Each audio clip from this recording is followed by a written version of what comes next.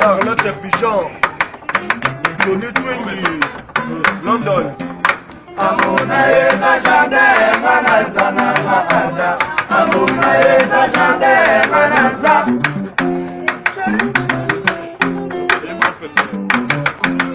Amuna eza jardin manazana maada.